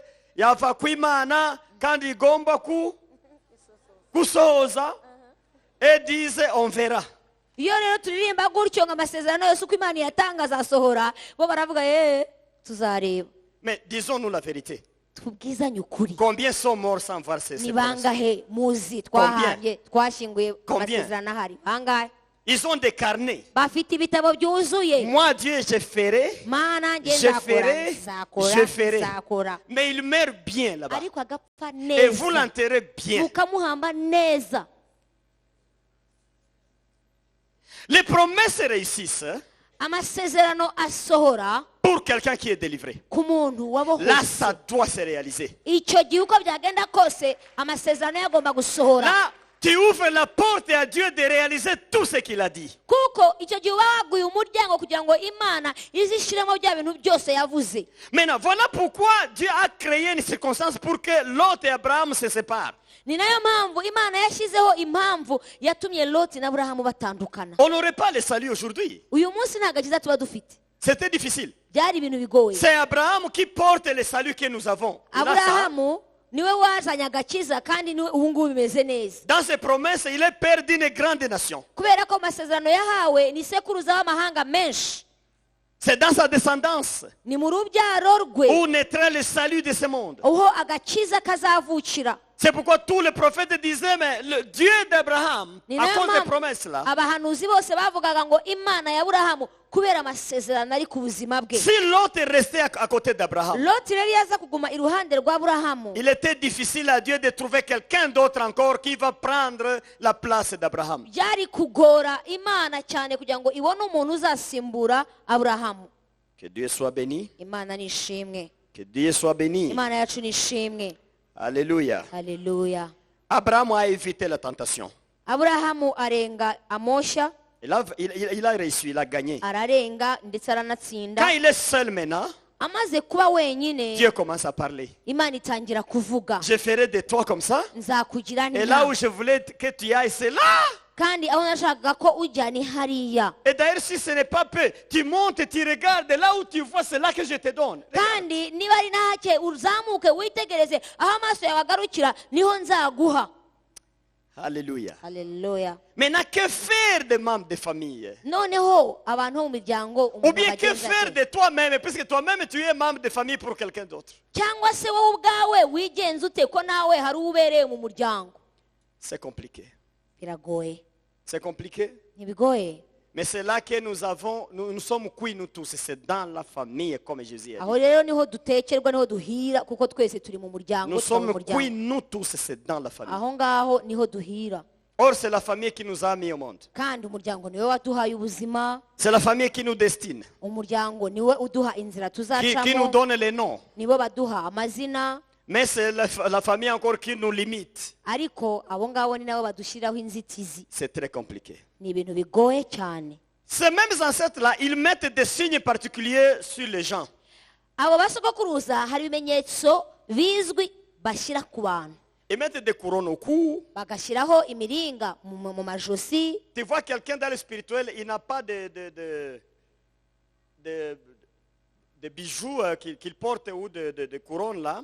Mais tu peux voir spirituellement qu'il y a quelque chose qui se cache. ukabona umuntu iyo ahagaze imbere yawe nta bintu by'imirimbo yambaye kuri we, nta maherena, nta kintu yambaye mu ijosi, ariko wamwitegereza mu mwuka ukabona hari ibintu yambaye. Tantôt ce sont des cornes qu'on a taillées qu'on met ensemble. Hari igihe usanga ari amahembe baconze bakayamwambika. Tantôt ce sont des dents. Hari igihe usanga ari amenyo bamutamirije. Mais quelqu'un porte ça. Ugasanga umuntu yambaye amenyo. Lui il ne sait pas. Ariko we ntabyo azi. Il y a des femmes qui portent ça. Hari abagore baba Il y bambaye a des amenyo. filles qui en ont. Hari abakobwa baba babyambitswe. Mais elles ne savent pas. Ariko ibyo ntibabimenye. Mais tu vois qu'elle a ça. Ariko mu mwuka ukabibona. Tu vois quelqu'un qui porte, par exemple, d'autres cheveux sur la tête. Cyangwa se ukabona umuntu afite umusatsi w'ubundi bwoko ku mutwe we. C'est comme si on a posé sur d'autres. ukabona umusatsi arawufite ariko afite n'undi musatsi wamereye ku musatsi. Mais lui ne sait pas qu'il porte. Akaba atabizi. Enfin, ils mettent beaucoup de signes. Bagaragaza ibimenyetso byinshi. Il y a des taches qu'ils mettent sur le corps. Ndetse hari ibibibi bashyira ku bantu. Cette tache va évoluer. Tu mets des produits, tu mets quoi, ça ne peut pas quitter. Mais tu ne sais pas la cause. Ugasanga ni ikintu kimeze nk'inkovu kikuriho, hanyuma kikagenda gikura, ugashyiraho amavuta, ugashyiraho imiti, ariko kikanga. Il met du caca, les excréments sur la face. Bashyira umwanda w'umuntu ahangaha. Et il y a des gens qui portent ça. Hanyuma ugasanga umuntu yambaye umwanda mu gahanga. Ils ne savent pas. Ariko atabizi. Je lisais ça dans la Bible cet après-midi. Nyuma ya saa sita nahoze nsoma ahantu muri Bibiliya. Les Israélites, ils ont dit ceci à Moïse. Abisirayeli babwiye Mose aya magambo. Moïse, baramubwira ati Mose, que Dieu juge entre toi et nous. Imana iducira urubanza hagati yacu nawe. Puisque depuis que tu as parlé avec Pharaon, kuko guhera umunsi wavuganyeho na Farawo, tu as jeté des excréments sur nos faces. wadutaye amase mu maso. Pharaon ne veut plus nous voir comme ça. Farawo ntakifuza kutureba. La Bible parle des excréments. Bibiliya ivuga amase. Mais il y a des gens qui en ont. Hari abantu babimeze gutyo.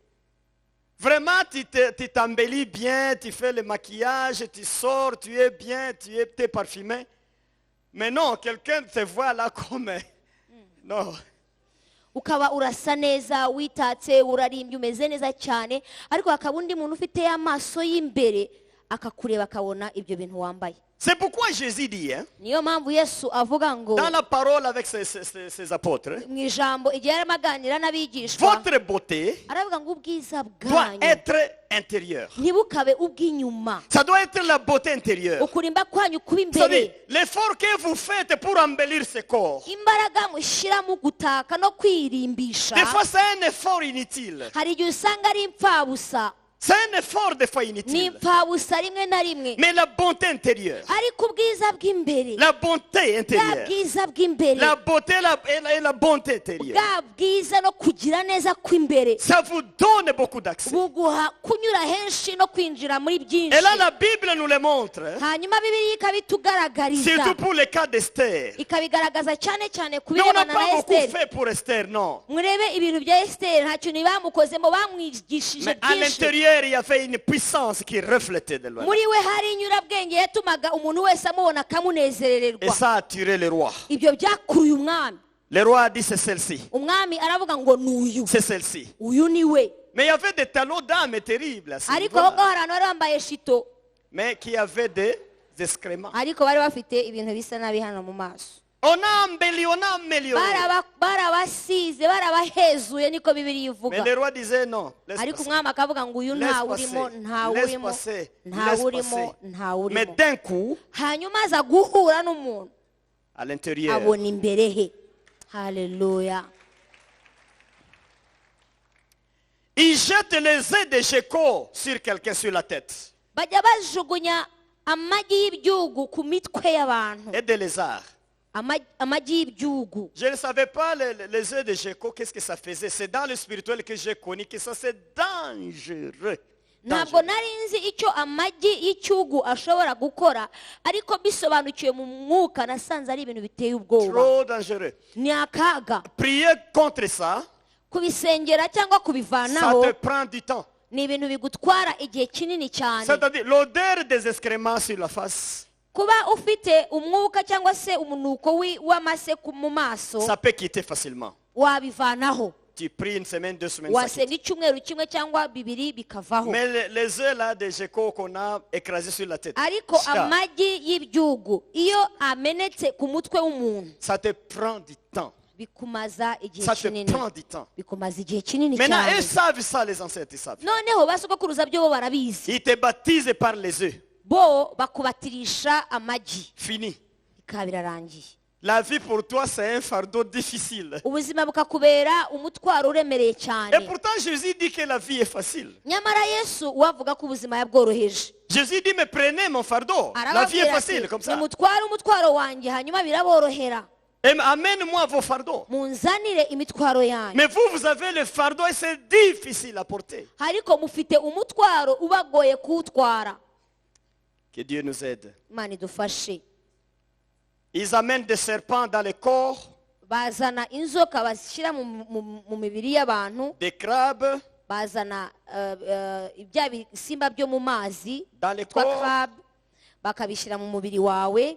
Les femmes souvent souffrent des myomes. ugasanga abagore barwaye bya bibyimba byo mu nda. Les myomes, c'est d'origine diabolique à 100%. mu Ça vient kinyarwanda de là. babyita ifumbi ariko ni indwara z'abadayimoni ijana Ça ku vient de ijana là. kuko biva hariya. Ça vient de là. biva hariya. Je vous dis à 100%. ndababwira ijana ku ijana ifumbi iva hariya. Ce sont des punitions qu'ils donnent aux femmes. kuko ni ibihano bajya bateza abagore. Ils s'incarnent dans leur corps. binjira mu mibiri yabo bakoresheje ibyo. Voilà ce que font avec les ancêtres avec les vivants. ibyo basogokuruza barabikora mu bantu bazima bakiriho. Yo, mbega qu'est-ce que nous allons faire? tuzabyifatamo duti? C'est ça la leçon de demain. uko niko tuzabyiga ejo. Qu'est-ce que nous allons faire? ese tuzabyifatamo duti? C'est ça la leçon de demain. ejo niyo nyigisho tuzaba dufite. Mais en attendant, hein, ariko noneho mu gihe dutegereje je vous donne l'espérance. ndabaha ibyiringiro. Tout ce que je cite ici, ndabakomeza ibyo ndimo ndababwira aha le hantu. sang de Jésus efface. amaraso ya yesu abihanagura neza cyane. haleluya. Ça efface. amaraso ya yesu abihanagura neza. Nous sommes dans la voie turi mu nzira d'effacement de tout ce que je suis en yo train de dire. gusiba ibyo bintu byose ndimo mbabwira. Je vous donne seulement les informations. ni amakuru ndimo mbaha. Je vous donne les matières. ndimo ndabigisha. Puisque vous allez enseigner les gens de vos familles. kuko namwe muzagira umwanya wo kwigisha abantu bo mu miryango Vous yanyu. allez former d'autres chrétiens. muzagira abakristo Puisque mutoza. dans le monde entier, kuko mu isi yose les chrétiens c'est la menthe de Dieu maintenant. abakristo barimo Mais pourquoi Dieu ne fait baritotombera pas ça? baravuga kuki Imana Mais itadukorera pourquoi gutya? Dieu ne me répond Kuki pas? Imana itasubiza? Mais pourquoi Dieu ne me répond Kuki pas? Imana itasubiza? Ce n'est pas Dieu. ntabwo ari Imana. C'est pourquoi Dieu élève les ministères comme celui-ci. niyo mpamvu Imana irimo ihagurutsa umurimo Pour nk'uyu informer les gens. kugira ngo abantu bagire amakuru. Ce n'est pas Dieu. ntabwo Imana ari iteza Ce n'est ibyo. pas Dieu. ntabwo Imana ari iteza ibyo. Ce sont les démons des familles. ahubwo ni abadayimoni bakoreshwa n'imiryango yacu. Alléluia. haleluya. Si nous découvrons les secrets de ces démons-là, nitumara guhishura ibanga ry'ibyo nous écrasons ces démons-là. tuzavanaho aba Nous badayimoni avons la victoire à kuko 100%. dufite ubutsinzi twarabwemerewe Les ijana choses ku ijana. vont changer. ibintu bizahinduka. Qu'il soit loué notre imana Dieu. ishimwe. Alléluia. haleluya. Je vous ai dit, il n'est plus question d'un Jésus qui fera dans 10 ans. Ce n'est pas ça. nababwiye yuko ntabwo tuzongera kuvuga yesu ukora ibintu mu myaka 10 iri imbere. Jésus est ici. yesu ari kumwe natwe. Il est ici. ari hano. Et il me dit ceci. kandi akambwira ngo Celui qui a encore des doutes ngo buri ugishidikanya dans son cœur, mu mutima we qu'il mette des signes ce soir ashyireho ikimenyetso uyu mugoroba. sur sa propre vie. yishyireho ikimenyetso mu Il buzima bwe. verra que c'est le Seigneur qui marche dans l'assemblée de ses enfants. araza kubona yuko umwami tuvuga ari umwami ugendera mu iteraniro ry'abera be. Alléluia. haleluya. Alléluia. haleluya. Les choses doivent changer maintenant. ibintu bikwiriye guhinduka ubu. Les choses doivent changer. bigomba guhinduka. Je reviens au texte là pour entrer dans la prière après. reka ngaruke muri iki cyanditswe hanyuma noneho Le texte twinjire. que nous avons lu en Exode. ni icyanditswe twasomye mu kuva. Quand Dieu a tué le premier-né imaze kwica abana b'imfura en Égypte, muri egiputa, il tue le premier-né. yica imfura. Il fait la revanche ahorera des enfants des garçons qui étaient tués par Pharaon. aho rero abana b'abahungu bari barishwe na farawo. Deuxièmement, Dieu attaque le Sheol. icya kabiri imana yari arimo itera hano ikuzimu, Puisqu'il y a des géants, kubera ko hari ibihanda, des chefs de famille hari abakuru qui b'imiryango sont là, bari aho qui ngaho risquent de continuer l'histoire, bashobora gukomeza ya mateka d'attaquer le peuple de Dieu. bakazajya batera ubwoko Il bw'imana. a dit à Moïse, abwira mose préparez la Pâque, ngo nimutegure pasika, préparez la Pâque, mutegure pasika, prenez le sang de l'agneau mufate amaraso y'umwana w'intama de chaque famille, mu muryango mettez wose, sur les parvis, hanyuma mushyire ku nzu zanyu, mettez des signes de sang. mushireho ibimenyetso ku Je vais nkomanyirizo, passer avec l'épée kuko ndaza guhaca et je vais n'inkota tuer le kandi premier-né. ndaza kurimbura imfura Je zaho, vais tuer le premier-né. ndaza kurimbura imfura. Donc il a remplacé la notion de premier-né directement. yahinduje cya kintu cyavugaga ngo imfura. Évidemment, l'ange de Dieu est passé. marayika w'uwiteka yarahanyuze Il avait son épée. kandi yari yitwaje Il a inkota tué ye, le premier-né de chaque famille. arimbura imfura zo muri buri muryango, Chez les Égyptiens. yica abo mu Mais banyegiputa. du côté du peuple de Dieu, ariko mu bwoko bw'imana ils étaient dans la joie. bari mu munezero. Mais Dieu dit quoi? imana iravuga ngo Je remplace le premier-né izo mfura nzisimbuje en Israël muri isirayeli, par des Lévites. nzisimbuje Ils abalewi, seront des Lévites maintenant. bazaba abalewi Chaque noneho. premier fils de famille, imfura yo mu muryango il sera sacrificateur. izaba umutambyi. Pourquoi Haleluya. sacrificateur? kuki azaba C'est umutambyi? pour éviter les condamnations des ancêtres. ni ukugira ngo akureho yange urubanza rwose rwa ba sogokuruza, Toutes les malédictions imivumo yose que lance des ancêtres, abasogokuruza ça ne boherereza pourra pas toucher les sacrificateurs. ntizabasha gukora ku mutambyi. Tous les blocages des ancêtres, za nzitizi zose zizanwa ça ne pourra pas n'abasogokuruza affecter les sacrificateurs. ntizizabasha gukora ku Ils batambyi, ont été choisis par Dieu. kubera ko batoranyijwe Ils ont n'imana, l'onction de Dieu sur eux. kuko bafite amavuta y'imana kuri bo, Ils ont la protection suffisante kuko sur bafite eux. kurindwa guhagije kuri bo. Voilà comment Dieu change maintenant. uko niko imana igurana ibintu. Je te donne les prémices. nguhaye Au lieu d'être umuganura, chef de famille aujourd'hui, noneho kugira ngo imfura yo mu muryango devenez sacrificateur de la famille. C'est déjà une fois ahinduke passé. umulewi wo muri uwo muryango cyangwa se umutambyi wo muri uwo muryango. Alléluia. haleluya. Et Dieu a tué le premier-né en Égypte comme umwami ça. yica imfura za egiputa, En Israël, ils étaient en Goshen, ils étaient en paix, en joie. ariko i gosheni bari buzuye amahoro n'umudendezo. Mais Pharaon dit, partez maintenant, partez. hanyuma farawo aravuga ngo Partez, partez, partez. nimugende. Oh, Alléluia. haleluya Alléluia. haleluya. Les premiers-nés sont morts. imfura zirapfa, Aucune personne ne fera l'histoire. nta muntu n'umwe wari uzi Donc amateka. Dieu efface cette histoire-là du passé. imana isiba ayo mateka yatambutse.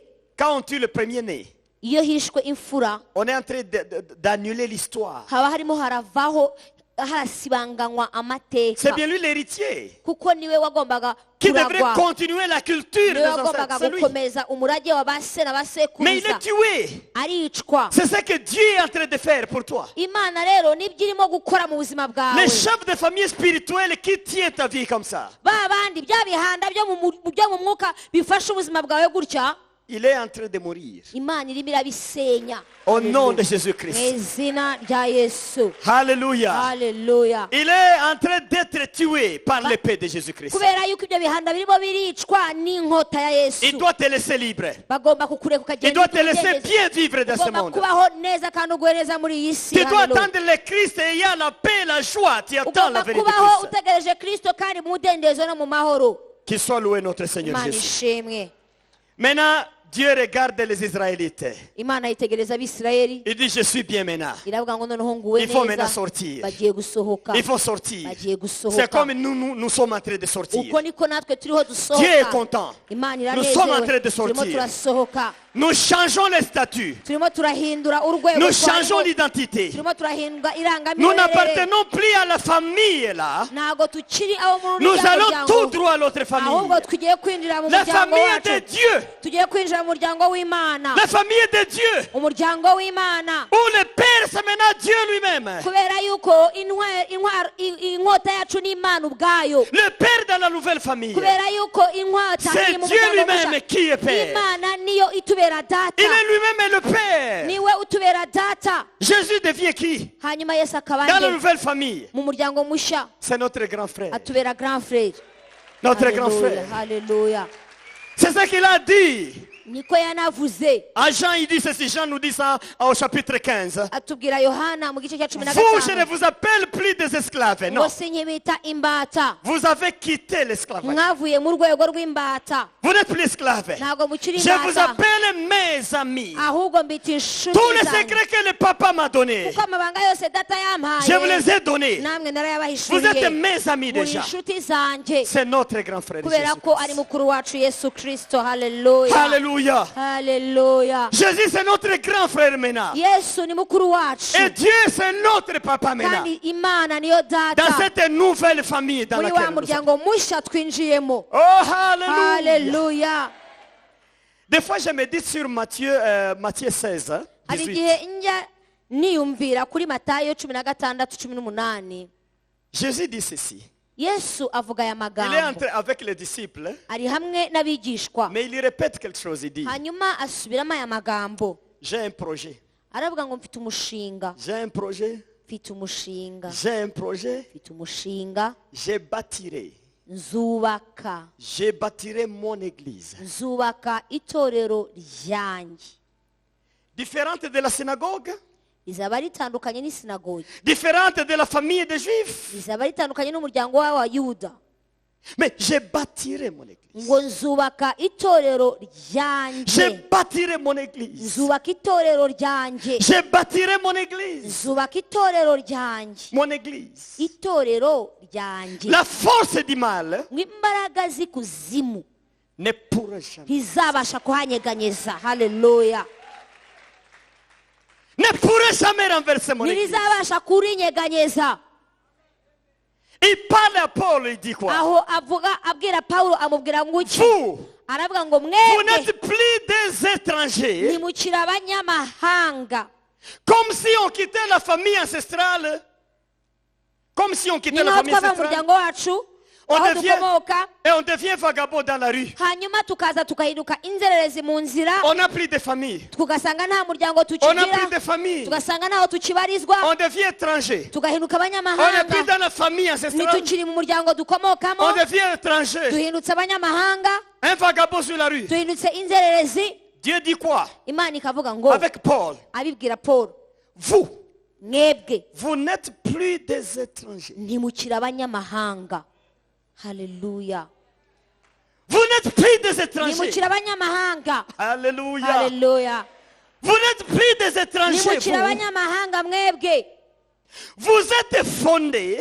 ahubwo mwashinzwe, Vous êtes fondés mwatewe, sur les apôtres, mwashingiwe ku ntumwa, sur les prophètes. mwashingiwe ku rufatiro rw'intumwa Et n'abahanuzi. Jésus-Christ, na Kristo Yesu c'est la pierre angulaire. niwe buye rikomeza imfuruka. Qu'est-ce que cela veut dire? ibyo bishatse kuvuga iki? Qu'est-ce que cela veut dire? nibyo bishaka kuvuga iki? Nos ancêtres, nous maintenant, twebwe basogokuruza en bacu Christ, muri Kristo c'est maintenant les apôtres, ni intumwa c'est maintenant les prophètes. n'abahanuzi. Quand vous priez le Seigneur iyo musenga et vous Imana dites Dieu d'Abraham, mukavuga ngo Imana y'Aburahamu, Dieu de l'apôtre Paul, mukavuga Imana y'intumwa Dieu Pawulo, de Jésus-Christ, mukavuga Imana ya Yesu Kristo, Dieu de Jacques, mukavuga Imana ya Yakobo, Dieu d'Élie. mukavuga Imana ya Eliya. Ce sont nos ancêtres en esprit. Ce sont abo nos ngabo ni ancêtres. basogokuruza bo mu mwuka. Haleluya.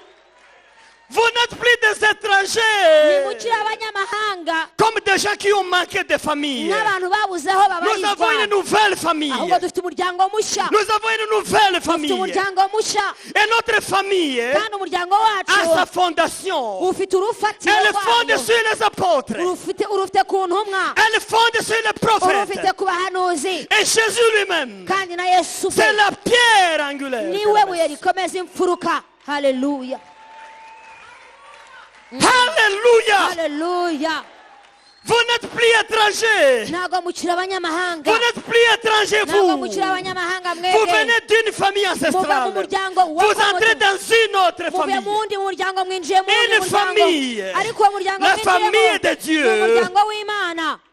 Fondé sur les enseignements des apôtres. ufite urufatiro ku nyigisho z'intumwa, Fondé sur les enseignements des prophètes. ufatiye ku nyigisho z'abahanuzi, Les enseignements de Jérémie. kandi ku Les nyigisho za enseignements Yeremiya, d'Ésaïe. inyigisho za Les Yesaya, enseignements d'Ézéchiel. inyigisho za Les Ezekiyeli, enseignements de Daniel. inyigisho za Daniyeli. Vous êtes fondés Mwebwe là-bas. niwe mufatiye, Et Jésus, c'est la pierre kandi angulaire. Yesu Qui est la niwe pierre buye de ryo mu rufatiro rwaho. Haleluya, haleluya. Nous sommes de la famille de Dieu. turaba mu muryango wa Yesu, Nous sommes de la famille de Dieu. turaba mu muryango w'Imana, Nous sommes de la famille de Dieu. turaba mu muryango w'Imana. Comment nous allons dans la famille de Dieu? ni gute twinjira mu muryango Dans w'Imana? la famille de Dieu, on n'est pas stable comme ça. Mu muryango w'Imana ntabwo turi abantu bahagaze Oh, on est gusa, en mouvement. ahubwo duhora On est tugenda, en train tuba d'aller. tugenda.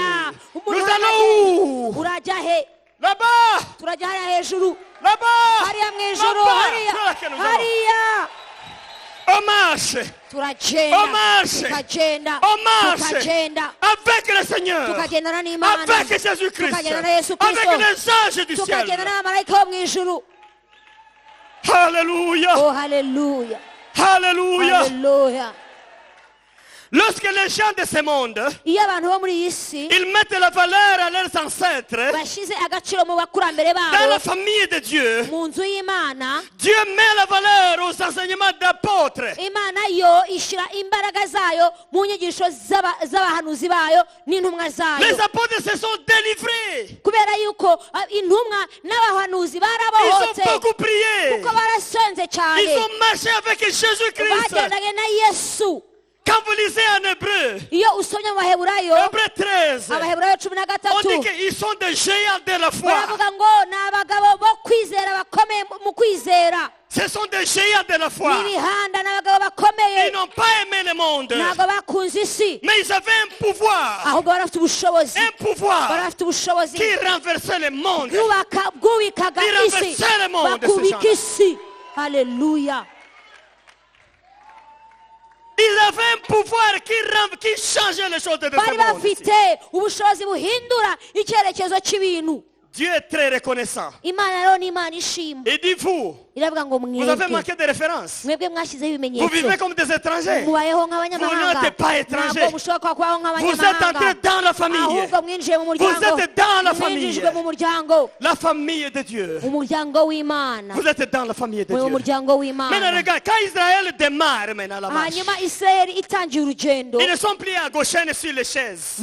bavuye i Gosheni, Ils commencent la marche. batangira C'est kugenda. ce que Dieu aime. Ibyo ni byo Imana La ikunda. Bible nous dit quoi? Bibiliya ikatubwira ngo Il a envoyé un ange. ngo yohereza marayika, Un ange. marayika, Un ange qui faisait des mouvements. umarayika nawe Tantôt wagendaga, il va devant eux. rimwe akajya imbere yabo, Il marche devant eux. akagenda imbere yabo, Tantôt il vient niba akaza derrière akajya eux. inyuma yabo. Donc ils sont dans l'ombre de Dieu maintenant. Bari ahantu mu mubare w'Imana, Dans la famille de Dieu, mu muryango on w'Imana, est toujours sous l'ombre umuntu aba de Dieu agendera lui-même. mu gicucu cyangwa atwikiriwe n'Imana. L'ange, qu'est-ce qu'il faisait derrière le peuple? Ese marayika yakoraga iki hari? Il mettait une grande distance yashyiragamo intera entre ndende les Égyptiens hagati y'abanyegiputa et les Israélites. n'abana ba Isirayeli. Il mettait une grande distance. yashyiragamo intera Et le ndende, peuple marchait. hanyuma ubwoko bw'Imana Le peuple bukagenda, marchait. ubwoko bw'Imana Il y avait bukagenda. une colonne, Hari inkingi, une colonne du feu inkingi y'umuriro qui les entourait la nuit. yari ibakikije nijoro. C'est ce que Dieu fait pour quelqu'un qui a déjà démarré. Ibyo ni byo Imana ijya ikorera umuntu wahagurutse, Il te donne la colonne de feu. ijya gushyiraho inkingi y'umuriro. Si les ancêtres essaient de voir, hanyuma abasokuruza bagaragaza gushakisha No, no, bakabona umuriro. non, non, non, non, non, non. Non. Colonne de feu. Colonne de feu. Wowe uri mu muriro, Colonne de feu. inkingi y'umuriro. L'ange a installé des colonnes de feu. marayika ashyiraho inkingi y'umuriro, Pendant la nuit, la colonne montrait du feu à tous les hanyuma Israélites. ijoro ryose inkingi y'umuriro ikagaragaza umuriro mu Bisirayeli. L'ennemi ne pouvait pas serrer le umwanzi pas ntabwo yashoboraga kuhagera, puisqu'il marche avec le Seigneur. kubera yuko bagendanaga n'umwami. Dans la nouvelle famille maintenant. umuryango mushya, Dans la nouvelle famille. umuryango mushya, La famille dans laquelle je suis maintenant. umuryango ndimo, la famille de Dieu. umuryango Je w'imana suis enfant de Dieu dans la ndi famille de Dieu umwana maintenant. w'imana mu muryango w'imana C'est ubu là que je marche. aho niho Le ngendera diable ne peut pas décider sur moi. satani ntashobora gufatira Il n'a pas de ibyemezo décision à prendre. ntabwo afite ibyemezo ku buzima Les sorciers bwanjye n'ont plus à décider. kubera ko abarozi ntagifite uko bafata Non, non, ibyemezo non, ku non. buzima bwanjye Les chaînes sont cassées. kubera yuko iminyururu Tous les blocages, yaracikaguze les signes sont enlevés. bya bimenyetso bari barashyize mu Je gahanga suis kanjye dans la byavanye, famille de Dieu. kuko ni mu muryango Je w'imana fonde sur les enseignements des ancêtres. kubera yuko Non des mfatiye ancêtres, mais des prophètes. kuko mfatiye ku D'apôtres. nyigisho z'abahanuzi n'intumwa Et Jésus à côté de moi. kandi Pierre yesu ari Aguilera. iruhande rwanjye Le temps est là, mon frère, ma soeur. igihe kirahari mwene data Le temps est là. iki nicyo gihe Vous allez vous demander où sont passés les ennemis qui me combattaient. uzatangira kujya nawe ubwawe wibaza aho abanzi bakurwanyaga baciye Si les ancêtres ont mangé les gens de votre famille, niba abakurambere barariye abantu bo mu muryango wawe ils seront affamés maintenant. ubu noneho inzara igiye kubica Surtout toi, ils ne te mangeront plus. kuko wowe nta nubwo bazakurya mu byo bazarya Ils ne te mangeront plus. ntabwo bakikuriye Pour toi, c'est fini, c'est l'histoire du passé, ça. wowe ntibikibayeho kuko ayo ni amateka Ils ne te mangeront plus. ntibakikuriye amen Puisqu'ils ne te verront plus. kuko ntibakibasha kukubona Ils ne te verront plus. ntibakibasha kukubona S'il vous plaît, ils ne te verront plus. ntibazongera kukubona haleluya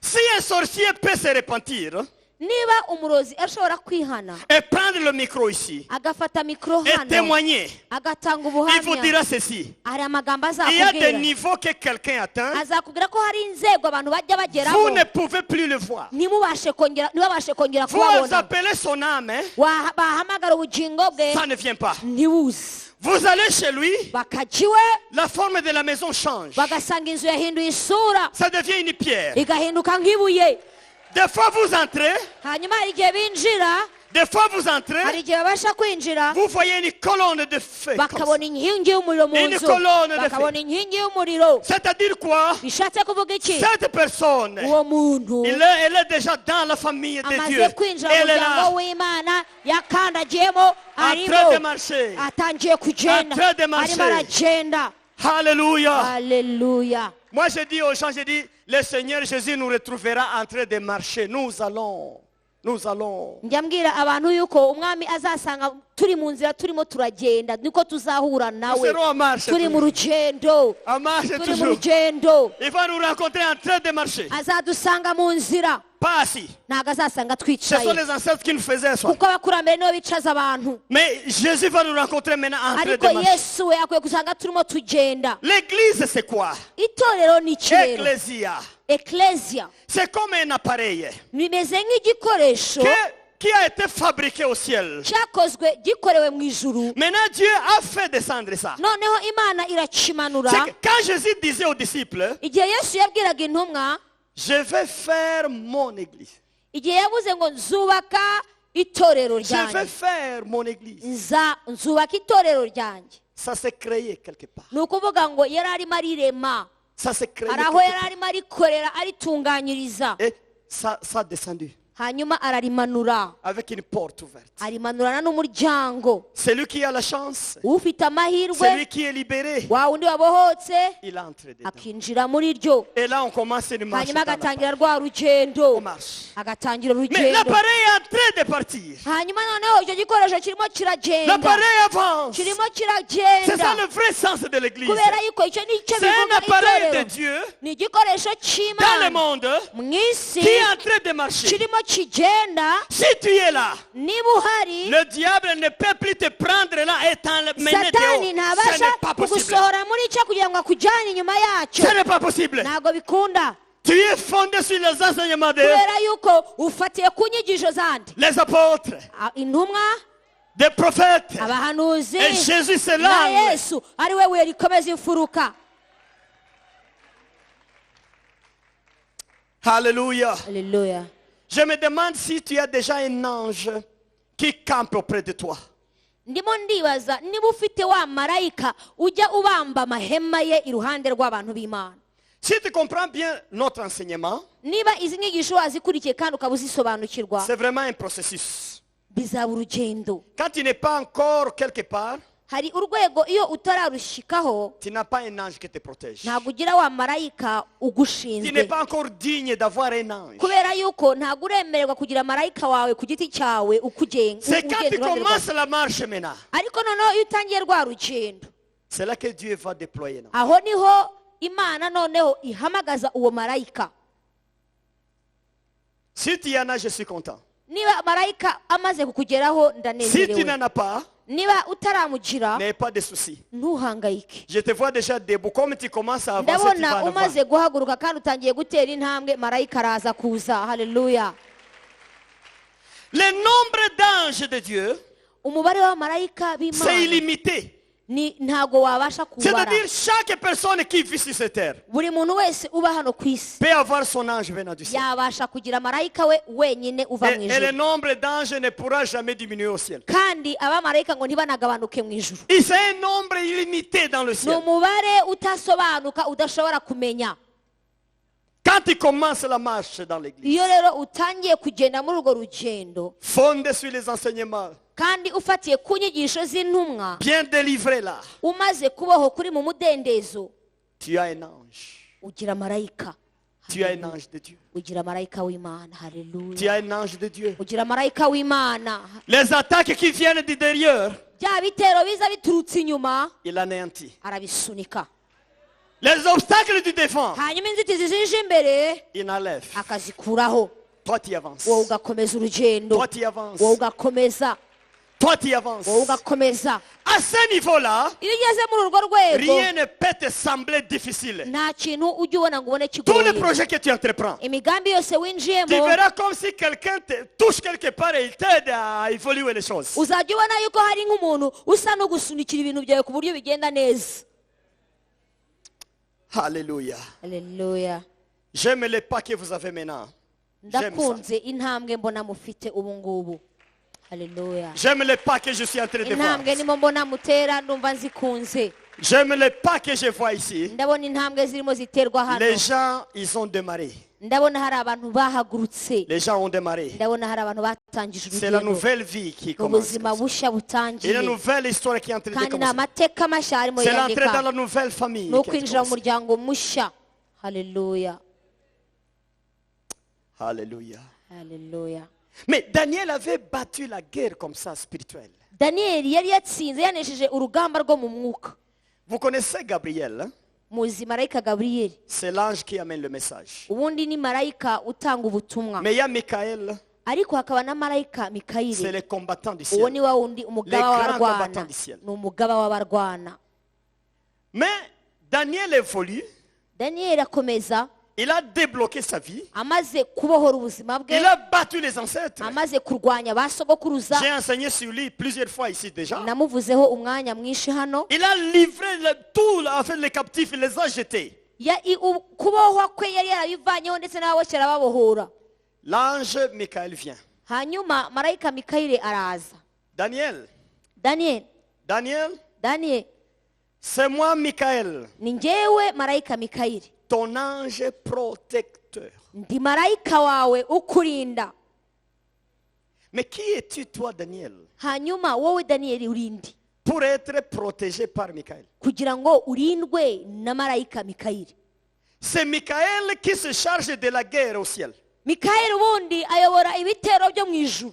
Mais comme Daniel a évolué, ariko kubera ko daniyeli comme yakuze, Daniel savait le secret de se délivrer, kuko daniyeli yamaze gusobanukirwa comme ibanga Daniel ribohora avait ubuzima bwe, avancé bien, kandi kubera ko yamaze kwinjira mu rugendo rwiza n'Imana, Dieu dit à Michael, Imana ibwira mikayeli, je n'ai pas beaucoup de gens comme Daniel. ntabwo mfite abantu basa Tu nawe. es chargé de la sécurité de Daniel. wowe rero aka kanya ushinzwe umutekano wa daniyeli. Et Michael vient. mikayeli aruruka. Daniel, daniyeli, c'est moi ni Michael, njyewe mikayeli, l'ange marayika protecteur de ukurinda toi. wowe ubwawe ku giti cyawe. On me donne la mission de te protéger. bamaye kuza kukurinda. Maintenant, dites-moi, noneho qui est umbwire, ce sorcier-là qui va passer Michael pour aller toucher Daniel? Dis-moi. mumbwire nawe umurozi uzaza ngo aje gukora kuri Quel Daniel. est cet ancêtre-là qui va venir et violer et toucher Daniel? ubundi se ni uwuhe musogokuruza uzinjira akarenga marayika uri aho ngaho agakora kuri Daniyeli? Michael avec Daniel. Mikayeli yari ari kumwe na Daniyeli. Partout Michael avec Daniel. aho yari ari marayika yari On va iruhande essayer de rwe. le mettre dans le trou de lion. Non, rien. bagerageje kumushyira mu rwobo rw'intare nta kintu byari Michael est gutanga. là, il regarde. les choses. arabareba. Daniel continue. Daniyeli arakomeza. Daniel continue. Daniyeli arakomeza. Les gens meurent en abantu captivité. barapfa mu bubata. Daniel est vivant. ariko Les wakomeza épidémies kuba viennent.